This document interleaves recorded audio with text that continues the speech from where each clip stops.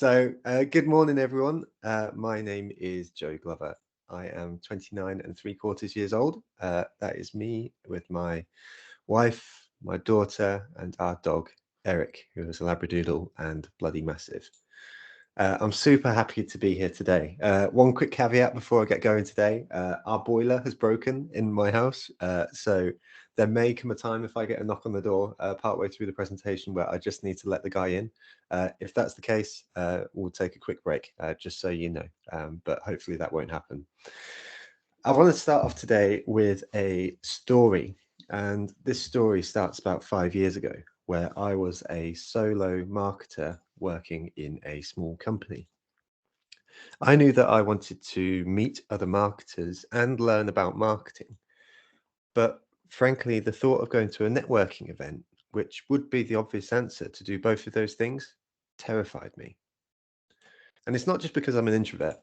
It's because of those tortoiseshell formations that people form at networking events. If you've ever been to one, they sort of stand in these circles and you kind of got to break yourself in to be able to introduce yourself.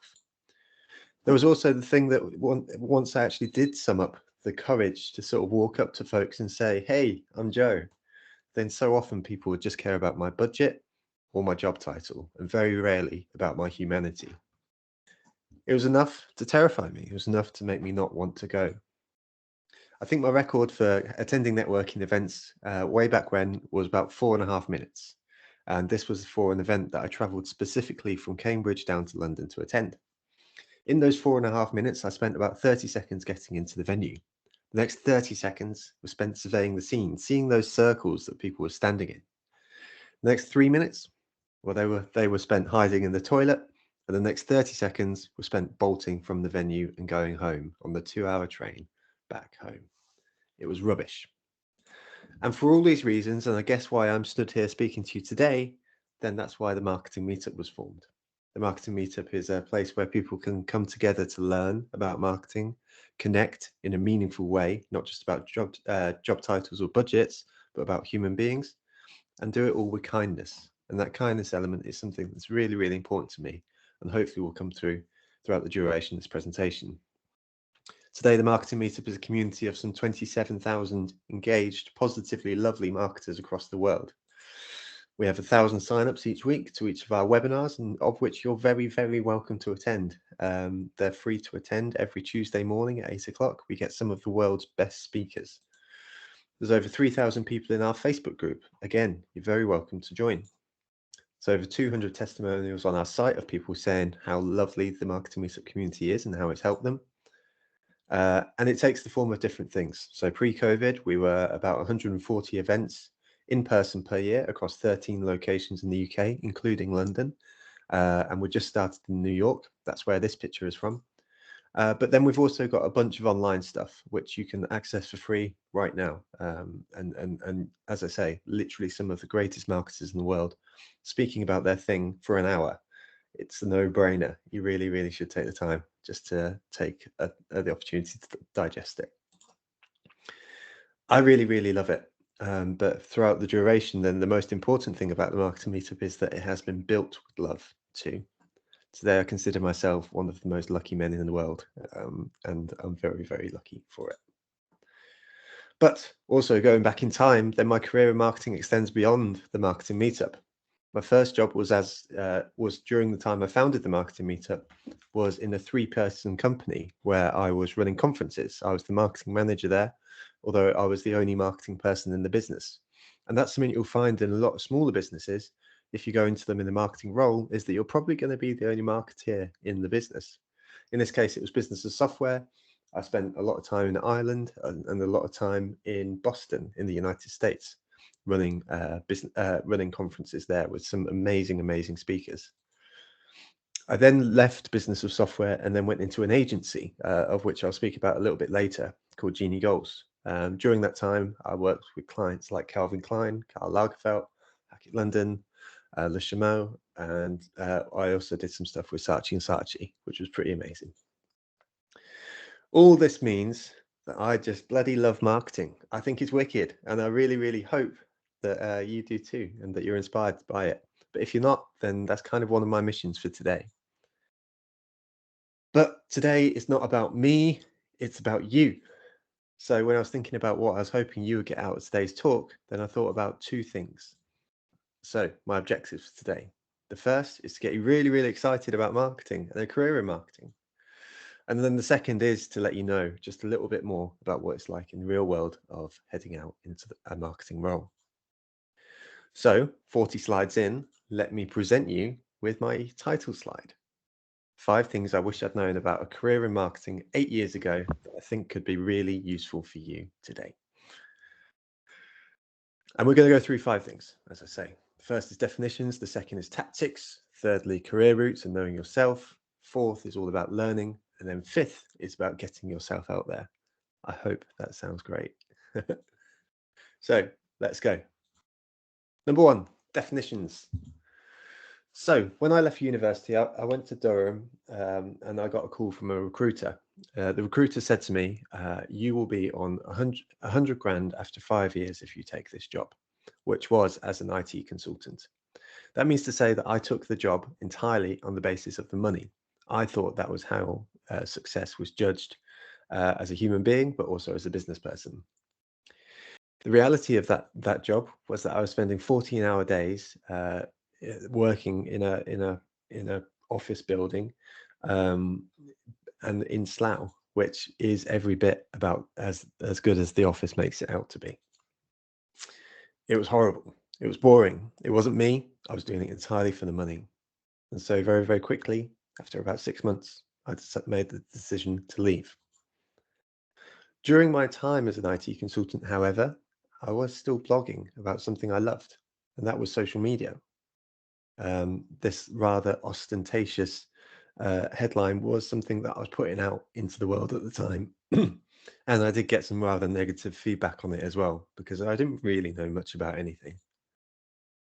However, when I walked into my first marketing role, then I kind of had this anticipation that when I walked into the room, then people would be like, hey, that's Joe Glover. Look at that work that he's done. Isn't that flipping amazing? I can tell that that's Joe Glover's work right off the bat.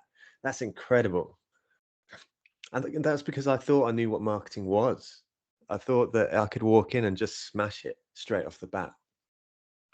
And so someone gave me a job. They said, come on in and do your marketing thing. But the reality was that for the first 3 years of my marketing career, I was an incredibly mediocre marketer. I wasn't hitting my targets. I didn't really know what I was doing. I didn't have any structure. My wheels were turning. I was doing random things, but none of them really seemed to be working. It was all a little bit confusing. And for me, the thing that I think I lacked right up the front was that I didn't really have a working definition of what marketing actually is. It's not just the CIM definition of what marketing is, which is here, marketing is the management process responsible for identifying, anticipating, and satisfying customer requirements profitably. I really struggle to say that out loud. Marketing for me, when defined in a more sort of relatable human way, is marketing is meeting the needs of the customer. That was a real light bulb moment for me. When I got that definition donated to me by my boss at the agency, all of a sudden things started to make a little bit more sense. And that's for these 2 reasons, these 2 words here, needs and customer. Because when you think about that, then actually what you're thinking about is solving a pain or a challenge for a human being. Boom. That was massive for me, because all of a sudden this thing was grounded. It wasn't just a series of activities that I was doing. I had an attitude all of a sudden that I want to be really, really, really helping the people that our company serves. The one question I needed to answer on a daily basis is, what can we do to improve the customer's life? Marketing became a lens to look through the world of business and say that any touch point that marketing that a company touches the customer with is a form of marketing. Whether that is your social media activity, whether that's your website, whether that's how you speak in your emails, whether it is how your support team engages with your customers. Every one of those are examples of marketing. And if you're not doing those things with a marketing mindset, then you're just doing it for yourself and not for the benefit of other people. That definition got me excited. So I really, really hope that it gets you excited too, because the thought lived in the service of to live a life in the service of other people and actually match a problem with a solution and communicate it efficiently. That's pretty exciting. That's pretty mega. It led me to this place, and this is a very informal, very incomplete, and very incorrect equation for marketing, but it probably sort of helps just frame some of my thinking, which is that generally speaking, you've got a pain or desire of a human being, you add your solution in, and you communicate how your solution will solve their pain or desire. And then all of a sudden, you've got a problem solved, you've got a happy customer, you start making sales, things just start making sense. Fundamentally, this is a really, really important thing, because what you'll find is a lot of organizations, when you step out into the real world, are very interested in themselves and not so interested in other people. Actually, the thing that they start saying is stuff like, we have an exciting new announcement. Nobody cares if you've got an exciting new announcement. What they care about is if you're going to help benefit their lives. Statements like, here is something that will benefit you, is so much more powerful than we have an exciting new announcement. Marketing is all about helping the customer. It's all about being about somebody else and not you. Number 2, diagnosis, strategy, and the tactics trend. Really, really important. So, as I say, my gateway drug into marketing was social media. I don't even know why I put this slide in, but it looks good. But I realized what I did. But what I realized is that once I actually started working, that marketing is so much more, as already established. There's this guy, someone who I really recommend that you follow. He's called Mark Ritson. He's based over in Australia. However, a lot of his marketing advice is based in the UK. He writes a regular column for Marketing Week. Again, something else worth checking out. Every week, Mark will write an article, and every week they land with impact in the industry. They're things that people speak about on the regular. If you're following his work, you're already one step ahead of a lot of people who aren't. Mark also runs something called the Mini MBA, which is a course that I really recommend. I've literally just finished it myself 8 years into my career, and it's taught me a whole bunch. I'd really, really recommend checking it out. Mark's theory for marketing and what marketing is actually broken down into 3 stages: diagnosis, strategy, and tactics. When I heard this was another moment where my world kind of blew up just a little bit. These 3 stages represent the totality of what you can do as a marketing person, but it's so much more than just the communications element. Marketing becomes far broader. At the diagnosis stage, you're spending a lot of time just understanding the market that you're operating in, segmenting the market to find the significant groups of people that you can market to at some point. It's not about your company, it's about the customer. Once again, really reinforcing the point from the first note, it's all about the customer. So at the diagnosis stage, you're really looking to understand who they are, what makes them tick, what the industry scene is, and it's not about you. At the strategy stage, you take the learnings that you've made at the diagnosis stage and you start to choose what to do with the research that you've done. You choose a segment that you're going to target with. You're going to choose your positioning, the idea that you want to build in the brain of that customer that you've taken the time to get in touch with. And you decide at this stage to build some consistency into all of your activities that really start to come to the fore when you start doing the tactics. Now, the tactics is the bit that everyone thinks marketing is. It's the marketing communications element, but actually it's actually such a small part of what we actually do. At the tactics stage, we're looking at the 4 Ps, which is surprising. When I was in university and someone told me about the 4 Ps, I thought it was really academic, but actually it's really useful. Here, you start looking at things like your product, your price, your positioning, your distribution, and you'll be actually getting the word out of how you are solving the needs of your customers. That's the bit that everyone thinks marketing is. Examples of good tactics would be stuff like social media, your website, email marketing. It's the bit that actually where the rubber meets the road. But actually, unless you've done the diagnosis and strategy work first, then tactics are just a series of things where you're doing and you get busy being busy for no reason. Ideally, at each of these three stages, you're supposed to be spending 33% of your time, which means to say that you'll be doing a strategic exercise once a year, and spending a decent amount of time building out a decent strategy. Same for diagnosis. You're actually looking to understand your customers on the regular. Then at the tactics stage, you're spending a lot of time actually sort of getting the word out about what you've decided at the diagnosis and the strategy stages. It's all sequential. What you can see here is there is a bunch of things associated with each of those stages. So at the diagnosis stage, you've got things like research, strategy, segmentation, targeting, positioning, and objectives. Tactics is product, price, communications, and distribution. Each of these things are done sequentially, which means to say that unless you've taken the time to understand the market and then do the STP off the back of it and set some decent objectives, then there's no point starting with the tactics. Everyone starts with the tactics and they're doing it wrong. Start with diagnosis, go to your strategy, then your tactics. It makes your life so much easier. On this slide, I just wanted to point out as well that marketing, of course, has so many different skill sets associated with it. There's research, statistics, having a business sense, psychology, copywriting, communications, production, advertising, social media. All of these things are relevant, and you can choose to go on a general level and be good at a lot of them, or you can choose to narrow in on one specific element and become really, really good at that too. The choice is yours. You can go into each of these things and become the best pricing person in the world if you wanted to, in the same way as you can become the best social media person in the world, so long as you've got an idea of what the broader landscape looks like for marketers in general. Just to really drive home the point, when everyone speaks about TikTok or Facebook or Twitter or email marketing or whatever it is, it's actually only 8.25% of the entire marketing mix, which means to say, don't get over focused on the tactics. Think about diagnosis, think about strategy, and then think about tactics. It's such a small part of the entire marketing thing that really you need to be spending an awful lot of time taking a whole lot more of a holistic view on what marketing is.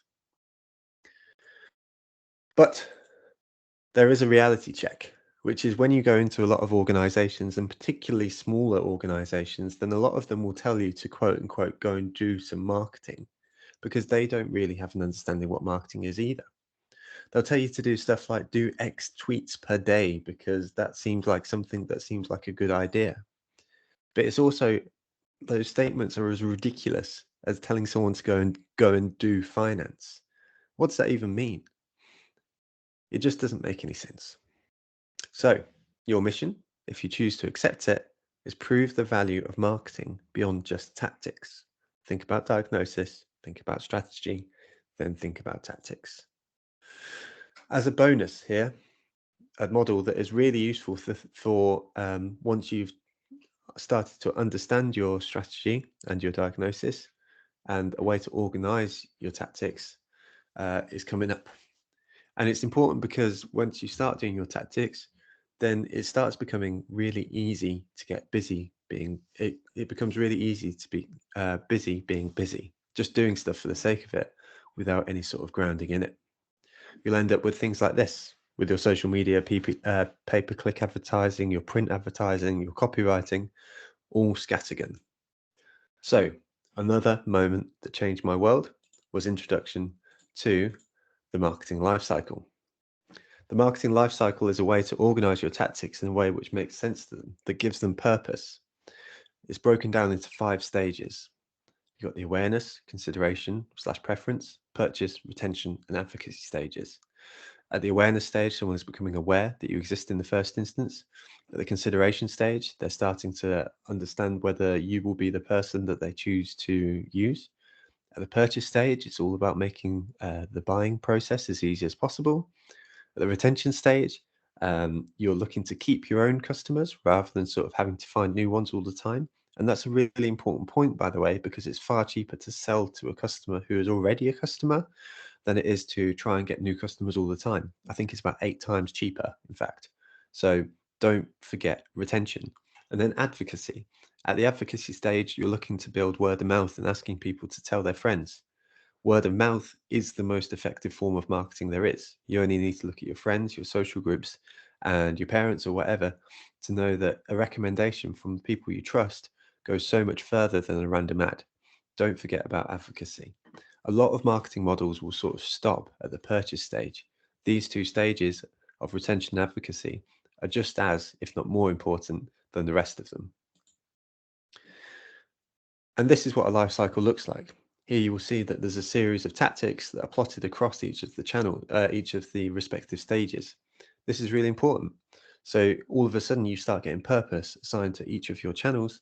That starts to mean that you can actually start doing activity with reason, with purpose, and all of a sudden you can start having some really great conversations in the business.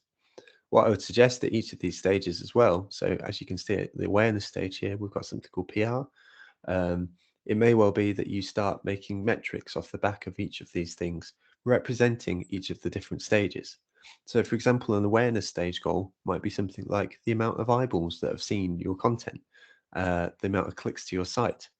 But at the consideration stage, a different metric to sort of judge success by might be how many people have joined your email list, or how many people have downloaded a coupon code, or something like that. Each of these different stages are going to have different metrics and measures of success associated with them. So it's really, really important that you give your activity some purpose, which means that you know why you're doing what you're doing and how you're going to judge success by it. Fundamentally, that will just make everyone in your team super happy. Number 3, knowing yourself and the possible career routes in marketing. So this was me some 7 years ago, graduating way back when. I did a business degree, and the thing that was interesting for me is that the only reference point I really had for what business was really like in the real world was The Apprentice, that show where people come in, they do some tasks, they undercut each other, they shout over each other. It's all about money. Every one of them is there for themselves. I thought that when you entered business, you had to lie, cheat, and steal to get to the top. I saw this video only a couple of days ago, and it really resonated with me. And given the stage of where you are in your sort of journeys, then I thought it would be important to share it with you too. So this is Jimmy Carr speaking about him leaving his job and taking up a new one. I didn't leave my job to be rich and famous on TV. I left my job for, yo ho ho, a pirate's life for me. We're doing comedy. I'm doing a gig above a pub. Someone gave me £20 cash in hand. It was crazy. I had like a good job, but it's that thing where you go, the good is the enemy of the best. How much to not live your life? How much to not follow your dreams? How much do I have to give you across the table? Now, I'm saying this to you now, right? You're a wealthy man, you're an investor or whatever, so it's going to be a high figure. But for most people in their mid-20s, they've just left college, or early 20s, they've left college. You go, they give you 35 grand to compromise on everything and always be tired and just work to my time. And people go, okay. That's the thing about working for someone else is, I think, that's the big shift, right? So my stand-up is a metaphor in the book. I'm not trying to get people to become stand-ups. Frankly, I don't need the fucking competition. But the idea of going and doing your thing, even if it's less successful, but doing your thing, being your boss, being your CEO, great. But I'm all about that. When people tell me they've started a little business or done a little thing, you just go, yeah, fucking boss. I didn't leave my job to... Now, I love that clip because, and I'm not encouraging you all to become your own boss, but I made that mistake when I left university. I went immediately into a job which would pay me a lot of money, but would fundamentally make me unhappy. And truth be told, it did make me really unhappy. I can tell you now that the woman I'm married to today, the child that we have together, the dog in the house, and just the best life in the world wouldn't have happened if I continued to sacrifice my life for that paycheck. So, what I thought when I entered the business world, you had to be mean, you had to undercut, that I had this amazing, I was going to walk in and I was going to be amazing. I thought I was going to be Leo. I thought money mattered more than anything else. I thought nice guys finished last. But what everyone else saw when I entered the world of work was this little puppy dog, just someone who was there to learn. While you learn a load on your university degree, when you step out into the real world, people are there and wanting to help you learn. People want you to gain experience with them. There isn't an expectation for you to know everything. The expectation is that you continue your learning. The expectation is you continue to get better in a real world scenario. So all of a sudden, this thought about nice guys finish last. Actually, you know what? People want to work with nice guys. It's really, really important. So if I was going to give 3 pieces of advice for this guy, and what I really mean is for you, but I think it's important to frame it for me because not all of you will be like me. The first will be to ditch the ego. Like, it's okay to say you don't know something. It's okay to sort of say, ask questions. Ask the stupid questions. It shows you're enthusiastic. Nobody expects you to know everything when you work into your new role. So it's really, really important to ditch the ego and just go with the flow. Be really, really nice. Always look to learn, help and learn. So again, if you're entering a new role with no experience, then the best thing you can do is ask questions. How can I help? What can I do to get better? Where can I learn? And I'll give you some resources a little bit later. And then finally, just please be kind. And I know that sounds mental, like in the context of something like The Apprentice, but actually in the real world, then kindness in business goes so far. Like, my business basically exists off the back of kindness. My business exists because we decided to make a decision to come together, to look after each other, to be better together than we will be alone. And all of a sudden, I'm speaking with the world's most incredible marketers. I was speaking with the head of marketing for the Olympic Games the other day, and it was just a mad experience. But it was all brought about by being kind to people and bringing people together. You can get ahead in business by being kind. And where will that lead you? Well, you've got a couple of options when you step out into the real world. The first is you can do agency or in-house, and then you've got options in generalist or specialist roles. In an agency, this is where you're a situation where a business says to someone else, we will do your marketing for you. So for example, the agency that I used to work for, we used to do PPC, which is Google advertising. And we used to do that for big retailers. In the agency environment, you work with lots and lots of clients. So the Calvin Kleins, the Karl Lagerfelds, etc. So we had lots of clients. So you get exposed to lots of their different environments. You're likely to be working in a process-based environment because you're likely to be doing a specific task for a bunch of different people because that's the agency model. You're probably going to be on project-based work or contract-based work, which means to say that clients come and go in agencies. It's quite common for a client. I don't think this is a good thing, but it's quite a common thing for a client to sort of arrive 6 months ago and then leave within that time period as well. It can work a little bit like that. It's not ideal. It's much more better, and it definitely happens where people stay for years and years, but it can be more project-based work. And you're probably going to learn a specific methodology. So again, at my time at Genie Goals, we had a specific way of doing things. And throughout the duration of this time, then, we did things those ways. If you work in-house, you're more likely to work, or you are going to be working for one company. You get in-depth exposure to one environment and you get the chance to truly develop one brand. However, you get limited exposures to anything else in terms of other environments. Neither are better, both are just options. I didn't really know what an agency was when I left university, and I didn't really know what an in-house was. But once you know, then you can start making some decisions. Likewise, as a marketer, then you've probably got a couple of options, really. You've got to either be a generalist or a specialist. So as a generalist in the company, you're probably more likely to be working in a smaller company because you're expected to do more things, like I was both at Genie Goals and Business of Software. You've probably got a steeper learning curve because you're expected to know a little about a lot. You probably have more responsibility, but there's less clear of a career path. So when I was at Business of Software, there was nowhere else for me to really go. However, if you become a specialist, then there's really sort of clear sort of like route of progression. So like you go in the example of a PPC person, you would start off as a PPC executive, you become like a PPC manager, you become a senior manager, then you become account manager, then you become a director, and so on and so forth. There's a fairly clear path, but you're more likely to be doing one thing, or one sort of part of the marketing mix, which gives you the opportunity to become a real expert in it. This is both good and bad. You get an amazing set of knowledge about a specific thing, but the downside is that you're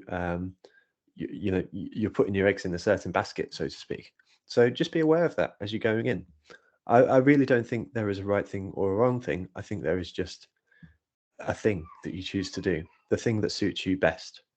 So really the best path is, it depends, it's your choice, as long as you're aware that the different options exist out there. We're coming towards the end, so my last two, and this is a quick one about learning. So this is a point of encouragement. Never stop learning. Or if you're not really into the learning thing right now, make sure you start. It's incredible how my sort of attitude to learning has changed incredibly over these past few years. When I was at university, I spent like most of my time playing football or playing FIFA, or hungover, and then I'd submit work at 9 o'clock on the day that it's due. Really stressed, substandard, etc., etc. I've just undertaken my mini MBA, and all of a sudden, like my work is done 3 days in advance. I've read it over twice. I've done 2 versions of it. Your attitude to learning, if you're doing it right, will change as you get older, but you can actually start to cultivate that attitude now. Learning is really, really cool, as silly as it sounds. And there's so much out there as well. Your hardest thing actually for today will be deciding what content is worth listening to. It's not so much finding that content, it's finding the stuff that is good. And that's why university is brilliant as well, because you have this opportunity where you're placed in an environment where all of a sudden you've got to evaluate information and say, that's good information, that's bad information. There is good and bad information out there. So take the time to cultivate an attitude of, is this good? Is this bad? Question everything. There's bunches of opportunities, as I say, whether it be podcasts, books, talks, or events. These are some of my favorites. I'll share the slides afterwards, and I'd encourage you to go through and just Google every one of them. Some of them are books, some of them are resources, some of them are just opportunities to get an idea on sort of wider things. Every one of them you will learn from. Every one of them will make you a better marketer. Take the time to invest in yourself and your learning, and you'll become better at what you do. It's not mental. And then finally, getting yourself out there. Personal brand is super important these days. And to give an example, then I recently hired my first person, Elle, who is stood at the front there on the left-hand side. When we put Elle is our new sort of operations person. We hired her not on the basis of what she's done. In fact, I really don't know where she's worked before, or even a series of competencies. We hired her because my co-founder there, James, at the front on the right-hand side, said, you know what? Elle is a really great person. I think she'll be great for this business. Which means to say is both what you do, both what you know, but also who you know. You know, the old sort of phrase about is who you know. It's not everything, but it is important. So you need to start cultivating your network as soon as possible, because all of a sudden you're going to be thrown into a world where you're going to be doing applications where you're going to be a person in a list of 5,000 who are applying for like 10 jobs. If you can be in a place where you know a specific person who knows lots of people, or the people who work at the brands that you want to work at, then all of a sudden you're at this unfair advantage because your proactivity has put you in that place. For me, the best opportunity to start putting yourself out there is on LinkedIn. And it really, I really can't emphasize this enough. I just think it's super, super important.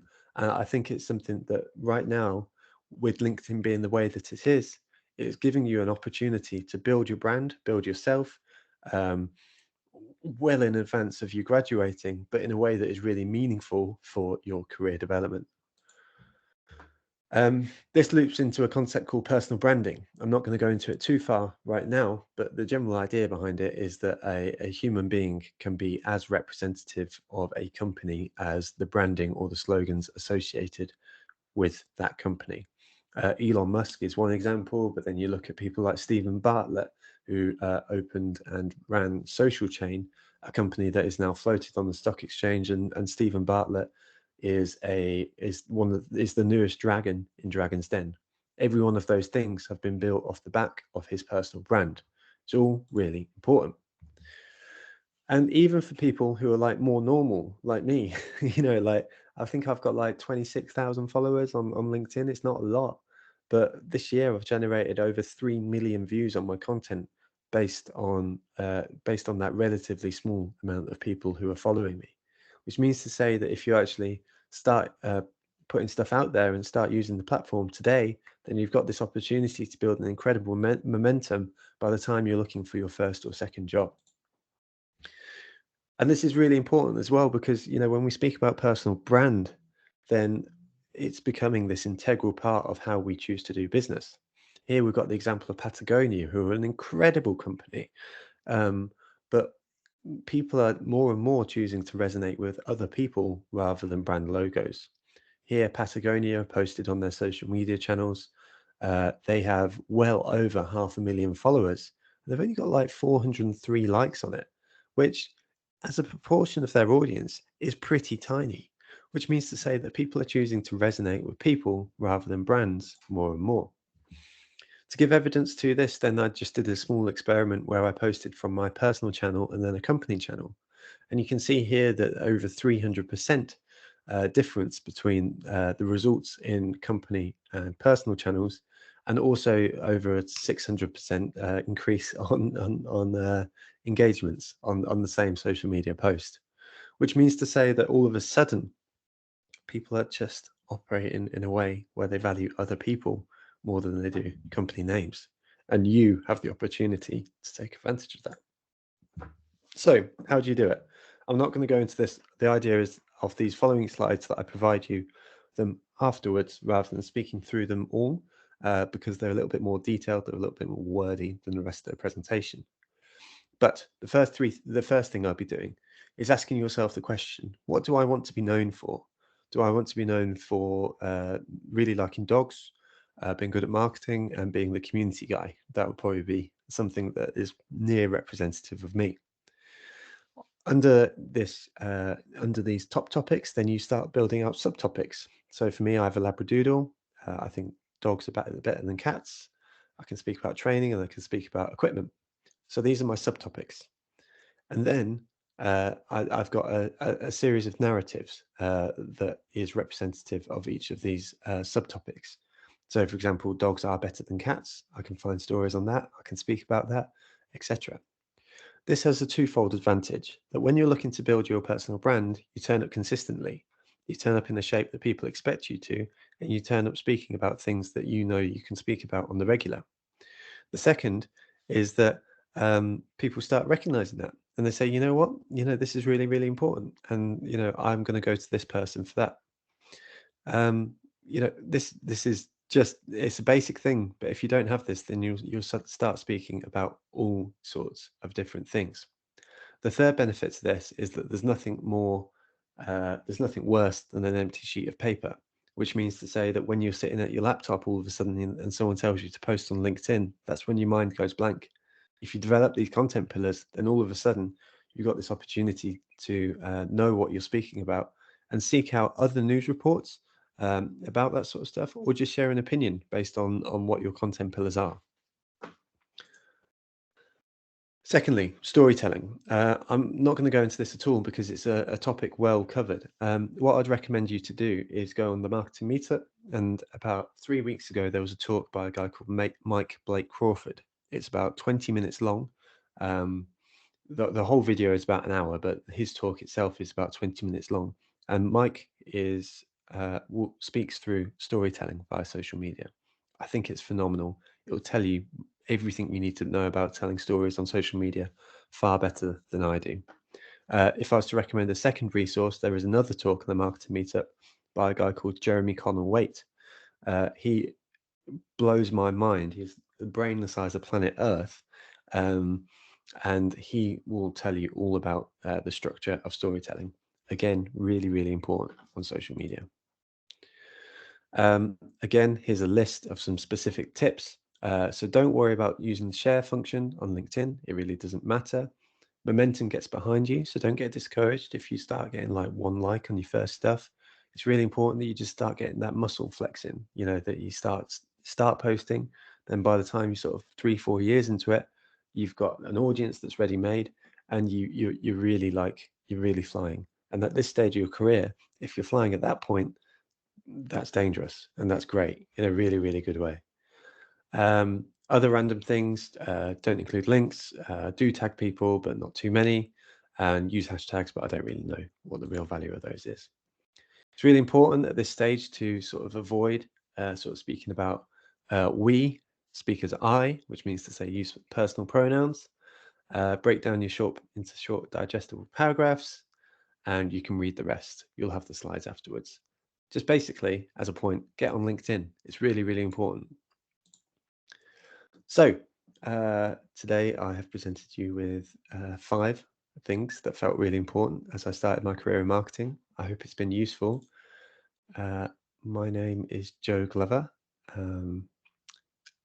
I run a company called the Marketing Meetup, and just a reminder to be kind. Thank you very much. Thank you very much, Joe, for a really engaging and inspiring talk. So I'd like to just open it out to the students, if I may. There's a lot to digest there, and a lot of ideas and a lot of really interesting thoughts. So I really want to open it out to yourselves. If you have any questions, if you'd like to raise your hand, I'll do it sequentially. If there's anything you'd like to ask. Okay, everyone's inspired. Anyone have a question? Yes, Jenna first, yes. So why do you think companies' first response is, oh, do marketing, tweet this, post this, share this? Like, why is that their first response? It's a really great question. I think it's partly our fault as marketeers, because I think we often try to jump on the latest trends and sort of speak about those things on the regular. So a great example was earlier this year. There was a new platform that came out that was called Clubhouse, and you know, all of a sudden people sort of jumped on Clubhouse and said, "Oh my God, it's incredible! You need to be on Clubhouse, otherwise your company's going to die." And you know, it was just a load of rubbish. But people have this sort of tendency to want to be first, and the output of that is that by people wanting to be first, it becomes something they speak about a lot. And by speaking about it a lot, that becomes the impression that people get about marketing, that it's all about this tactics, it's all about like this implementation of these channels, but actually it's so much more. So it's kind of one of those things that, like, because it's something that's spoken about the most, it is therefore the thing that people think that's what our jobs is about. So it's a shame, but I also think that there's a sort of burgeoning sort of thing, certainly within the marketing world, where people are speaking about strategy more and are speaking about knowing your customers and research and stuff like that. So hopefully it's a shift that we can be part of, you know, and sort of really reinforcing the importance of diagnosis and strategy, and sort of saying, you know what, these are really important too. And if we're not doing these things, then we're going to struggle. Hopefully that helps. Thank you, Joe. Thank you. Any other queries or questions? I don't have a question, but I just wanted to say that I really liked this presentation and all of the memes and the layout. Really, really nice and engaging. Thank you. I really appreciate that. It takes a while to put the presentation together, so it's always nice. It's always nice when they land. So I really appreciate that. Thank you. Yeah, it was a really, really excellent presentation. I just wanted to kind of get a feel, Joe, from the industry. A lot of the things you're talking about the customer orientation, around strategy and tactics and things like that, are things that business schools would teach students quite a lot. And I'm just wondering, do you feel within the marketing industry, is there enough knowledge of marketing? As in marketing ideas, marketing theories, the sort of ideas maybe that you've even been exposed to on Mark Ritson's course. Do you think that knowledge isn't common enough in the sector? generally, no. So, sorry, Aidan, you're.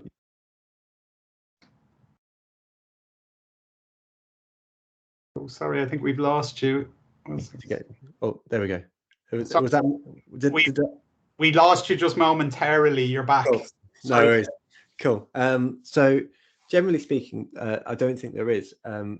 I think, you know, Mark has this idea that a trained marketer is a better marketer, and I think because there is no barrier to entry into our industry, you know, me being a prime example where I took a job in marketing without really knowing where it was, then, you know, there is a section, and I don't know how large it is, of folks who have never been trained in marketing but are doing marketing roles, which is a reality. So that's bad, really, you know, because it means that we can't have those discussions about strategy, about diagnosis and stuff like that, which is sort of the crux of it.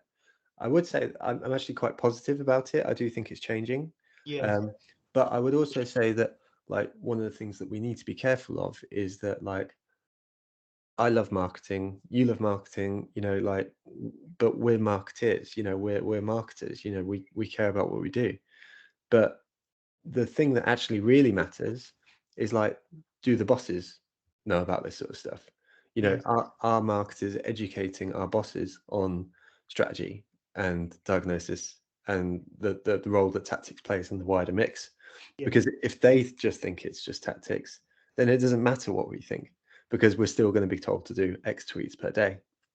So I think one of the most important things is that we don't sort of cultivate this attitude of, I'm a marketer and I know what's right. I think what we need to do is sort of be on this education journey in the same way as I learn from my accountant every time that I speak to her, to sort of be, you know, sort of cultivate this place of genuine curiosity about marketing, but also about other people's functions and other people's roles and what's important to them. So we can relate what's important to us in a way that's important to them. Long answer, and probably one in two parts, or three parts even. No, there's probably not enough marketing awareness of general marketing things. But it's getting better. But actually, the most important thing is that we need to make sure that we're also cooperating with our bosses, our teams, to actually make sure that they understand it too, and that we're understanding them. Okay. And in relation to that, just that last part, do you think that communication between bosses, etc., is probably why marketing doesn't have as much representation at the higher levels in organizations? I don't know. You know, I struggle with this one a little bit, because the genuine answer is I don't really know.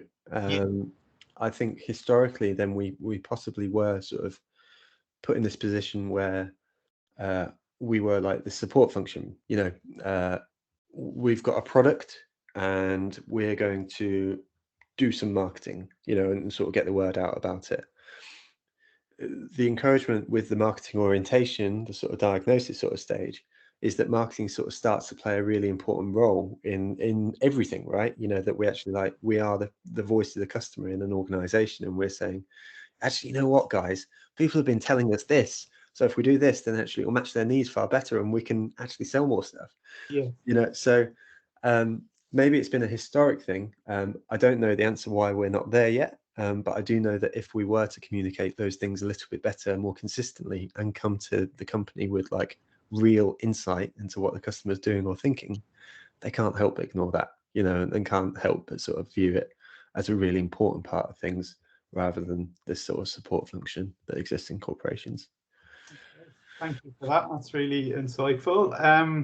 Is there any other questions, queries for Joe? Anything you'd like to know about his journey? Any kind of advice you'd like? This is your opportunity to ask a question of a living, breathing marketer.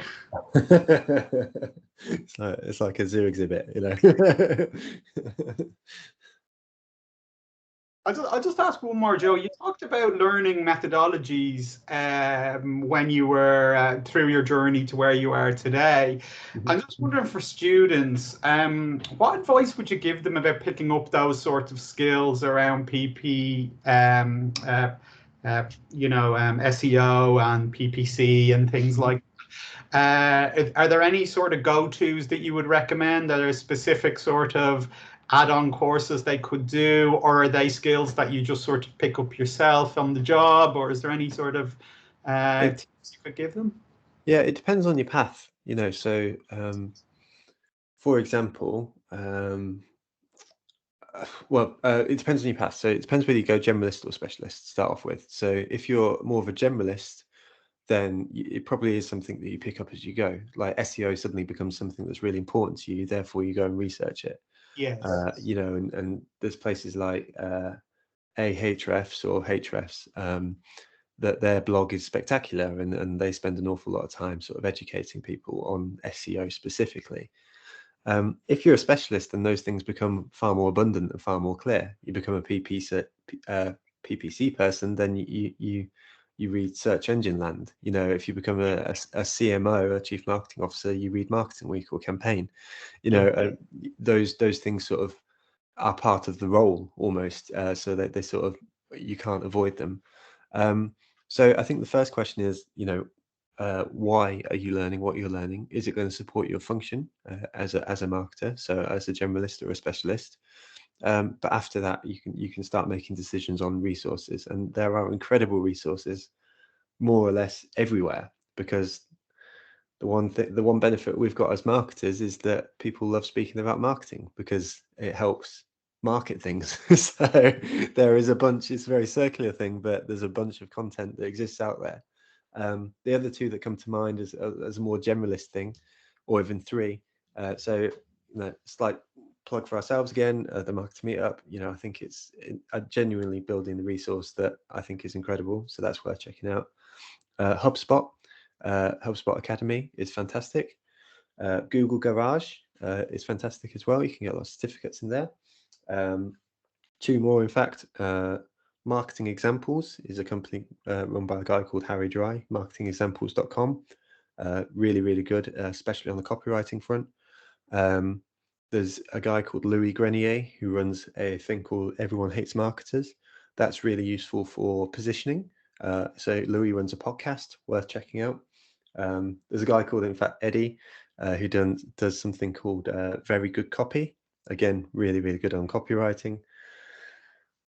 There's a whole world of it. There's a real whole world of it. So it depends where you choose to narrow down and specialize, or be more general. But once you do, then, you know, your biggest problem is not going to be lack of content. It's going to be curating the content that's going to be most useful for you in the time. Yeah, thank you for that. That's very, very helpful and very good advice. Does anybody have an additional question for Joe, just before we finish up? So I've put the details of the Marketing Meetup in the chat, where you can sign up, and you know, I think there's some excellent content there as well that we can all check out some of the industry speakers. So that's really, really useful.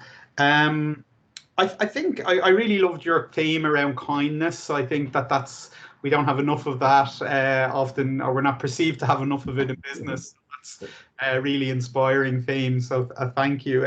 I think the other thing I just wanted to ask you is, you talked a little bit about, or I wanted to just ask you, you talked about Patagonia, and they seem to, in their communications, have an issue about, or they had a theme about Patagonia being part of sustainability. Mm-hmm. I'm just wondering what, I have colleagues in marketing who sort of suggest that it's oxymoronic, or it's, you know, it's a contradiction to have marketing and sustainability together. And because marketing is stimulating consumption, whereas sustainability is about curbing it. Mm-hmm. My view on it is slightly different, in that I feel that marketing has to be part of the solution around sustainability.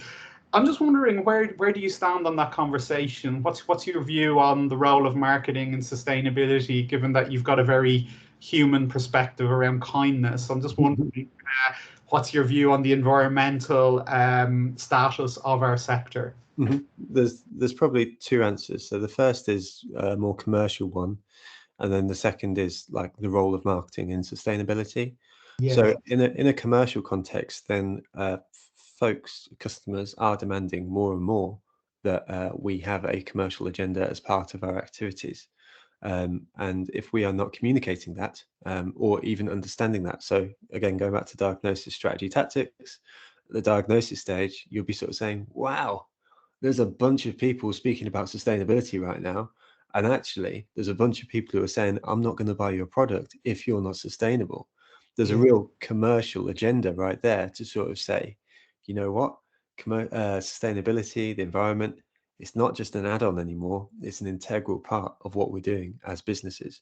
So unless you're listening to the customer, like a great marketer is, then you will already have an awareness that this is important to the customer, and therefore it is important as a marketing function. That's the role of the marketer, to listen.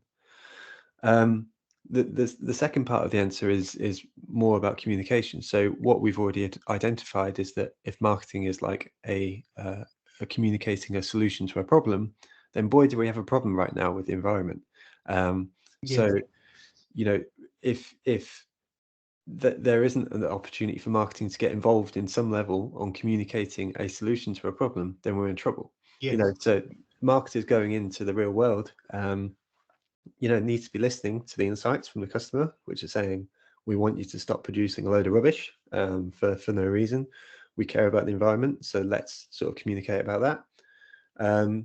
But then also when there's opportunities for breakthroughs, which might be like really, really important to the world, then it's going to be our role as marketers to sort of get that idea out there.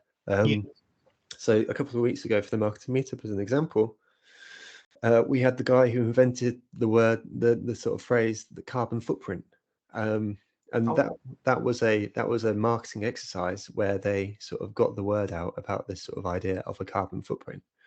That was a marketing concept.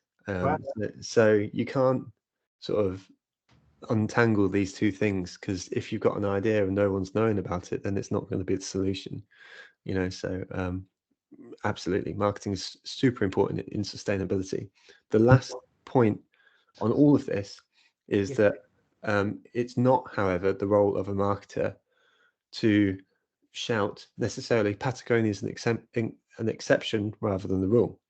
So, for example, with the Marketing Meetup, if I was just going to speak about sustainability all the time as my primary thing, then it wouldn't make any sense, because actually for us, then the thing that we're sort of speaking about is marketing talks and webinars and stuff like that. So the environmentalism bit is part of what we do, but it's not the only thing we speak about. And this is a big debate in sort of the industry right now, is sort of about brand purpose, where like folks sort of say, oh, we're really great, and we're showing all these sort of environmental chops, but then it's kind of only like a tack on. The sustainability bit as part of a marketing operation, as part of a business operation, is going to be when it's actually an intrinsic part of a business. And at that point, you can start speaking about it, you can start communicating it, and it's meaningful. And that's when people start resonating with it, both on a commercial, but also on a sort of like a more environmental basis, if that makes sense. Yeah, thank you so much. That's really, really helpful. Isabel has a question. Isabel. Yeah, after you graduated, did it take you long to find a graduate role, and did you find it difficult? So I fortunately didn't. So I was just approached by a random recruiter who sort of said, do you want the job? Essentially. That came through LinkedIn, funnily enough. So another opportunity right there. I would say, as more general advice though, then really when you're looking for a role, then it is a combination of what you know and who you know. You can go through like traditional graduate schemes and stuff, and they're absolutely fine. But if you're going to look to be part of a company that you're big fan of, or whatever it may be, then just take the time to get to know the people behind it via LinkedIn. To give you an example, it was only on Wednesday this week. I went down to Wales to visit an absolute hero of mine, a guy called David Hyatt, who runs a company called Hyatt Denim. And they run an incredible business. And I got to know him via LinkedIn. I just dropped him a message one day and sort of said, can I come and see you? And he said, yeah, all right. And we spent a day together. And it was one of the best days of my career. And that would never have happened had I not just been a little bit proactive about it. So like, the thing to remember on that point is that people are so much more approachable than they think you are, but than you think they would be. But what I would say is, if you're going to take the time to get in touch with people, be very specific with your ask. So rather than saying, hey, hey Aidan, can I have 5 or half an hour of your time just to pick your brain? Say, hey Aidan, I'm really interested in becoming a marketing lecturer. Can I sit down with you for half an hour and ask you about how long it took you to become a marketing lecturer, the skills that you think are really important, and how I can get into it? Those 3 very specific asks make the conversation subsequently really sort of focused. It seems really respectful of their time, and that specificity makes the conversation so much better as well. Long answer to your question, I didn't struggle, but if I was struggling, the one place I'd be going would be LinkedIn. Okay, thank you.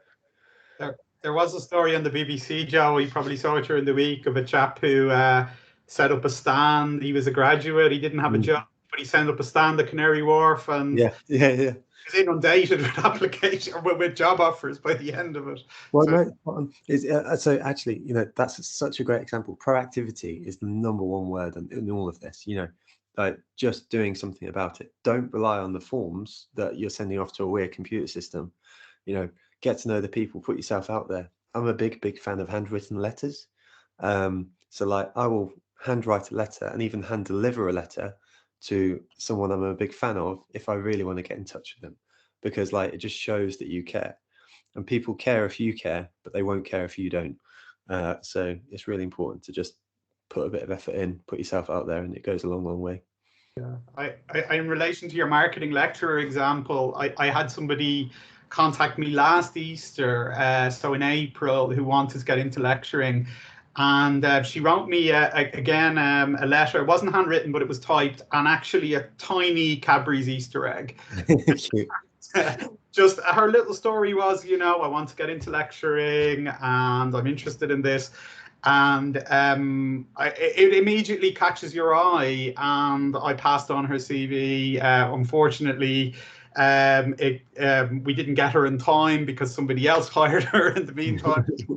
It got lost in the email traffic, but it was very eye-catching because, as you said, it's proactivity, making the effort, it's showing your passion, and the chap outside the Canary Wharf station was the same.